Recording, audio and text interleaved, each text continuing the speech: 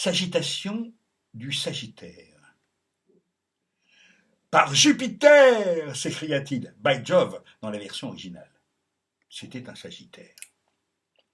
Le Sagittaire fait souvent référence à Jupiter, soit par conviction religieuse, soit par snobisme, soit par vanité. Le Sagittaire se croit volontiers sorti de la cuisse de Jupiter. La plus grosse planète du système solaire est sa maîtresse. Et dans l'homme zodiacal, le Sagittaire figure la cuisse. Tout se tient. La cuisse est le point faible du Sagittaire. Pour le reste, il a une santé de cheval. D'ailleurs, on le représente avec un buste d'homme et un corps de cheval, avec un arc et une flèche.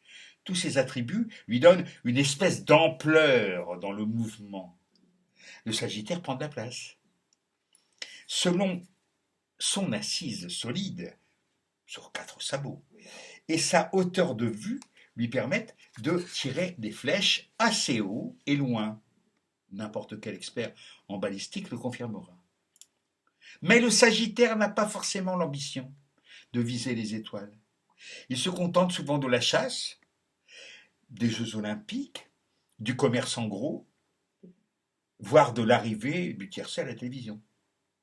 Quoi qu'il en soit, il a tout pour réussir, dans la quête spirituelle ou dans la conquête matérielle. Cependant, il lui arrive d'échouer dans les deux.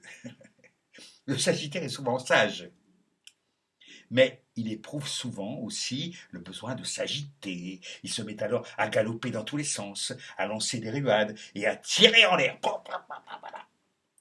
Ce sont des défauts de jeunesse qui lui sont d'autant plus facilement pardonnés qu'on s'accorde généralement à lui trouver la figure joviale. Tout se tient. On aura reconnu dans ces quelques traits un authentique descendant du centaure. Le centaure remonte à la plus haute antiquité. À l'époque, les dieux faisaient plein d'enfants à des mortels, bien moulés dans des tuniques très simples. Cela donnait parfois des centaures. Les dieux savent pourquoi. Saturne, déguisé en étalon, en avait fait un à Philyre, une ravissante océanide. Philyre en fut désespérée, elle avait tort. Le petit centaure Chiron devint un sage. Pas comme d'autres centaures qui ne pensent qu'à la bagatelle, qu'à la politique ou qu'à l'arrivée du tiercé à la télévision. Ces épisodes essentiels de l'histoire de France sont scandaleusement passés sous silence dans les manuels récents. Dans Fantasia, de Walt Disney, on voit une colonie de centaures évoluer gracieusement dans la nature au son de la pastorale de Ludwig van Beethoven.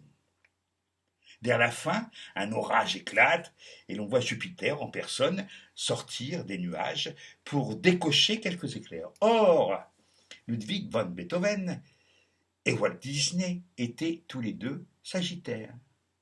Tout se tient. Le Sagittaire est un signe de feu. C'est le dernier feu de l'automne. Il voit loin, il joue les guides, les prophètes, les gardiens de phare, il a l'esprit de synthèse, il fait un excellent professeur, un remarquable organisateur. Il adore parler et organiser des réunions. Il organise des réunions pour pouvoir parler. Comme il parle longuement, il est réputé de bon jugement. La magistrature lui tend les bras. L'aventure le tente. Il préfère voyager. Mais en tout bien, tout honneur, il sera explorateur plutôt qu'aventurier. L'honorabilité est le dada du Sagittaire. Quand chez lui l'animal l'emporte, sa croupe épanouie lui donne un côté percheron. C'est un sensuel tranquille, un bon vivant. Il se tape volontiers sur les cuisses. Mais il demeure raisonnable, économe, conformiste. C'est un notable. Un habile maquignon qui songe parfois à la députation. On le désigne facilement comme un juré, comme juré. Il a ses emportements, mais il sait se tenir. Il pose sa foudre et rentre tranquillement dîner avec Junon et les enfants. Quand le haut l'emporte, C'est un cheval de tête. Il est moins en chair, quelque peu ombrageux. Il court aussi l'aventure, mais intérieure. Il est en quête d'une initiation, soucieux de connaissance, de perfection, de sagesse, toutes choses qui rendent l'homme très malheureux, mais forcent le respect de ses biographes. À part ça, le Sagittaire peut faire comme il veut, de la musique comme Berlioz, de la poésie comme Éluard, du cinéma comme Fritz Lang, de l'aviation comme Mermoz, de la politique comme Churchill, ou l'arrivée du tiercé à la télévision comme Zitrone. C'est la fin de l'automne, by Jove s'écria le Sagittaire, et il décocha sa flèche en direction d'un printemps mythique.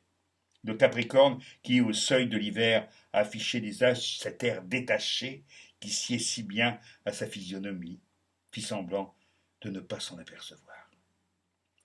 C'est tiré de Tristesse de la Balance de Jacques A. Bertrand,